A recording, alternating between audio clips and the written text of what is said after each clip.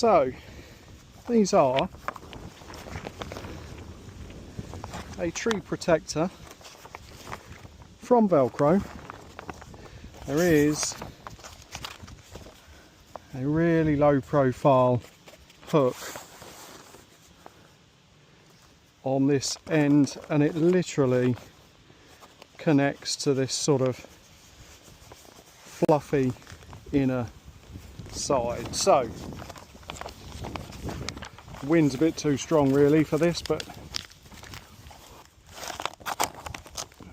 to try and get it as straight as possible. So there we have your tree protector.